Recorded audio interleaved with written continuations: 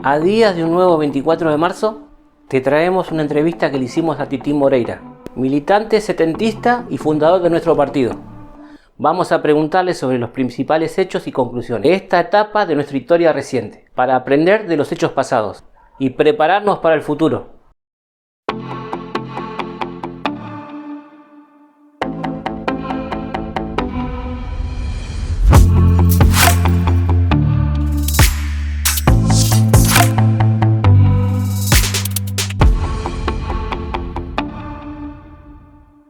Si querés conocer más sobre esta etapa de la Argentina, te recomendamos que entres al campus virtual de La Izquierda Diario, donde entre muchos otros hay un taller sobre los 70. También podés conseguir el libro Insurgencia Obrera en la Argentina de Ediciones IPS.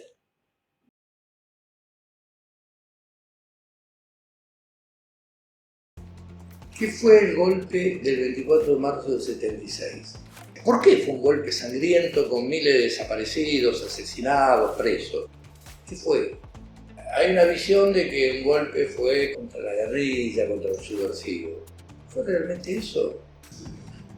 Los trabajadores de nuestro país, junto con los estudiantes, hicieron grandes acciones que empezaron con el Cordobazo en el 69. Con infinidad de ayos, cordobazos, rosariazos, mendozazos, tucumanazos, levantamientos obreros y populares, tiraron abajo al gobierno militar. Cuando esa dictadura no tuvo salida, los empresarios dijeron, loco, pará, hay que arreglar esto, entonces hay que tener a Perón. Perón, que estuvo 18 años exiliado en Madrid, era necesario porque tenía peso en el movimiento obrero y era el único que podía poner un cascabel al gato. Eso es lo que se pensaba. Y por eso vuelve Perón. Y vuelve a ser por tercera vez presidente. Pero Perón no pudo lograr evitar que ese proceso que venía desde abajo, por ocupación de fábricas, surgimiento de delegados combativos, sectores antiburocráticos contra la vieja y podrida burocracia sindical traidora, se siguiera desarrollando. No pudo. Puso leyes para perseguir a los actores activistas, puso medidas represivas. Tiene más de 1.500 muertos, asesinados en la Triple A. Volteó gobierno, sí, volteó gobierno. Perón intervino las provincias de Córdoba, de Mendoza y la provincia de Buenos Aires, que estaban gobernadas con gobernadores que eran más bien afines a los sectores populares o combativos del peronismo. Fue lo que inició el proceso que va a multiplicar la dictadura cuando los militares tomen el poder. Entonces, muerto Perón, las condiciones en el país, la crisis política, económica, producto de una crisis mundial, parecía la que vivimos hoy. Todas condiciones que llevaron a un estallido donde el gobierno peronista, esta vez de Isabel Perón, quiso imponer un plan de ajuste. Ese plan de ajuste se llamó Plan Rodrigo, el Rodrigazo. Los trabajadores lo enfrentaron. Fue la primera huelga general que hicieron los trabajadores contra un gobierno que reclamaban como propio, que lo habían votado y que habían apoyado desde el inicio. Isabel al poco tiempo pide licencia, se va y asume Ítalo Luder, dirigente del Senado del peronismo, y Carlos Roca era ministro de Trabajo. Y ahí ellos firman el decreto de aniquilamiento de la guerrilla. Aniquilamiento de la guerrilla que significaba darle pleno poder a las Fuerzas Armadas bajo un gobierno constitucional para reprimir a sangre y fuego. ¿A quién? ¿La guerrilla? No, a lo que el dirigente radical, Ricardo Malvin, había definido guerrilla fabril. ¿Qué era la guerrilla fabril? Esos obreros, esos delegados, esos activistas, esos luchadores que antes habían organizado en las fábricas para barrer a los burócratas sindicales y antes habían tomado la fábrica con rehenes de los patrones para que la dictadura y la policía no los reprimiera. Esos trabajadores que habían ejercitado una fuerza enorme en sus lugares de trabajo y que se habían coordinado en esta lucha del Plan Rodrigo en lo que se llamaron las coordinadoras.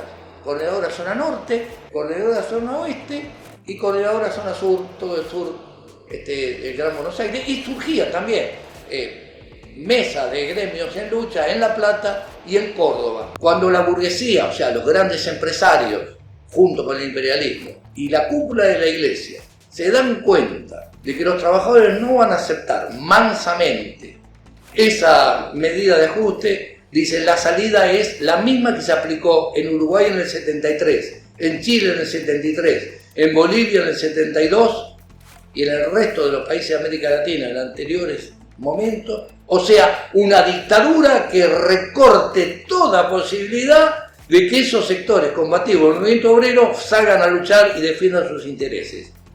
El objetivo central del golpe el 24 de marzo del 76 fue derrotar a la clase obrera metiendo presos, secuestrando y asesinando a los mejores activistas, delegados, luchadores que dio el movimiento obrero en los años previos.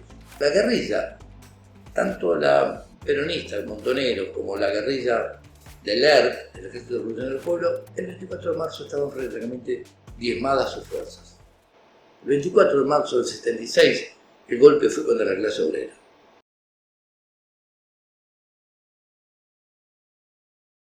La semana pasada murió un gran empresario, Carlos Blaquier. Blaquier era el dueño de Ledesma, multimillonario. ¿Qué pasó en Ledesma? Ledesma, la fábrica de azúcar, allá en Jujuy, un ingenio enorme. El tipo agarró y una noche, en julio del 76, hizo un apagón. Desaparecieron 300 personas, de las cuales 33 siguen desaparecidas. ¿Quiénes eran? Los más combativos, los que habían hecho huelga, los que habían puesto un sindicato combativo. Pasaban por arriba el sindicato. Literalmente, le pasaron con una topadora. Y a los delegados y a los activistas los secuestraron y los desaparecieron. Y en Ford, inclusive en Ford hubo, en el quincho de Ford hubo un centro clandestino de detención. Y en Siderca, en Campana, sí, la fábrica de Techín. Y en Sideral, en Campana, la mayor acería del país, en San Nicolás. Y en Villa Constitución había sido previo. Las grandes acerías, las INDAR, siguen hoy presentes. Entonces, el golpe militar fue un golpe, nosotros decimos, contra la clase obrera. Con la excusa de perseguir a la guerrilla, lo que se persiguió y asesinó, fundamentalmente, fue a la vanguardia obrera y popular de nuestro país. Por eso en el astillero Río Santiago hay 46 compañeros desaparecidos. Por eso en las Tarza hay más de 15 compañeros desaparecidos. Por eso en la Mercedes-Benz hay 13 compañeros. ¿Quiénes son los compañeros desaparecidos de la Mercedes-Benz? Toda la comisión interna y los delegados más combativos.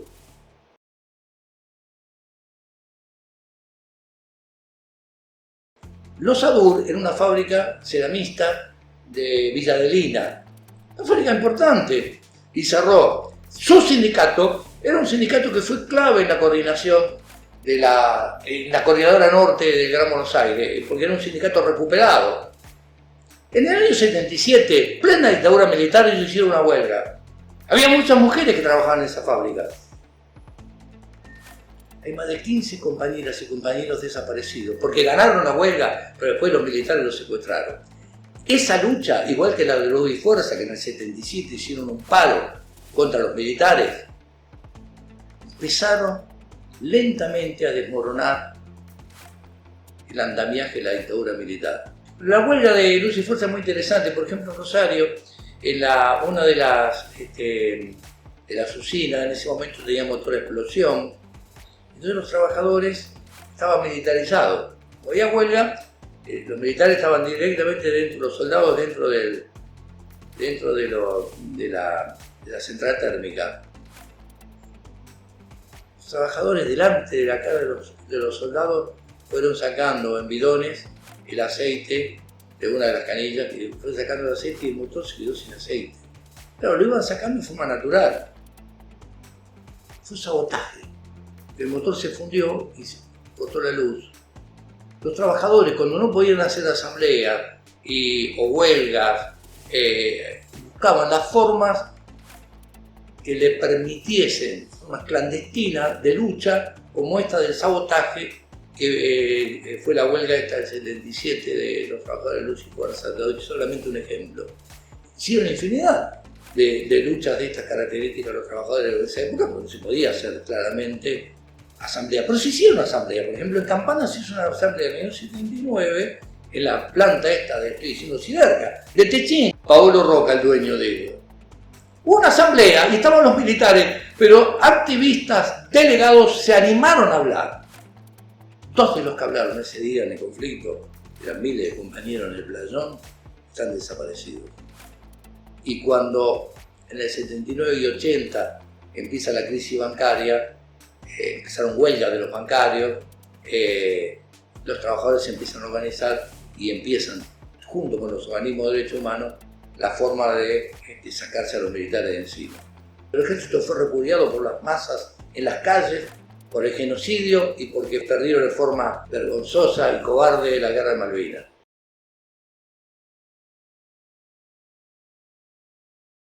Este 24 de marzo, a 40 años de que hemos recuperado un régimen constitucional, algunos dirán democrático tiene poco porque podemos resolver muy poco, por ejemplo el país se sigue endeudando con el Fondo Monetario Internacional. ¿Y qué tendrá que ver? Tiene mucho que ver. Cuando empezó la dictadura había 7.000 millones de dólares de deuda y hoy son más de 300.000 millones. Por eso el 24 de marzo es una fecha histórica, no solo por justicia, por lo que fue el genocidio, el asesinato de miles de luchadores y luchadoras bajo la dictadura, sino por las secuelas que tiene el presente.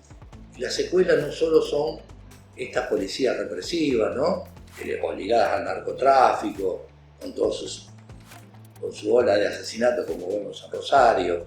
La bonaerense, la federal o la provincial, la policía brava, son la continuidad en un sentido del aparato represivo. Por eso que manden el ejército a Rosario para urbanizar los barrios. Urbanizar los barrios lo hacen los albañiles, construir nuevas casas. Los trabajadores de vialidad hacer nuevas rutas, nuevas calles.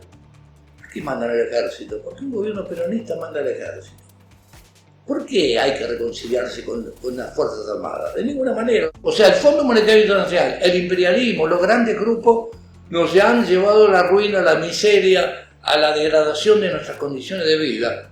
La independencia económica, política de nuestro país es una tarea que está planteada para que lo lleve adelante la única clase que no tiene intereses ligados a eso, que son los trabajadores.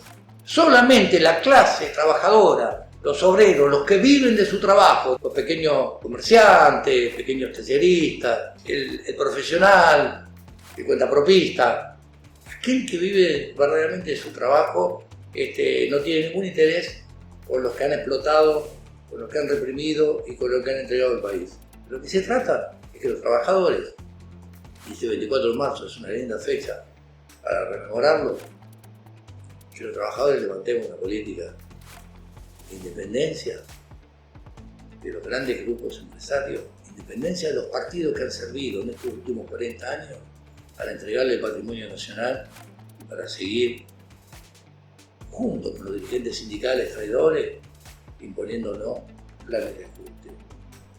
El Frente de Izquierda y el PTS lucha porque los trabajadores construyamos un gran partido socialista, revolucionario, para cambiar de raíz esto y para que la nueva etapa, para que nuestros hijos y los hijos de nuestros hijos tengan un país y un mundo mucho mejor que el actual, donde hay guerra, donde hay crisis, donde hay miseria.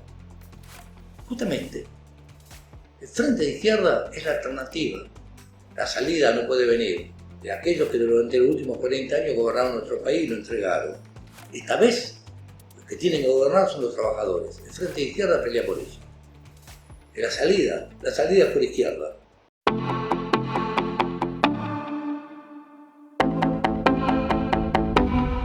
Esperamos que te haya gustado este video. Podés dejarnos tus preguntas, lo que te parezca en los comentarios y nos ayudás un montón dándole me gusta y compartir.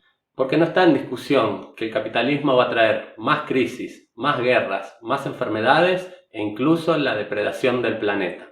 Tampoco hay dudas de que la clase obrera va a salir a luchar, como lo vemos hoy en Francia. De lo que se trata es de que los trabajadores asumamos la tarea histórica de poner en pie nuestro propio partido para vencer.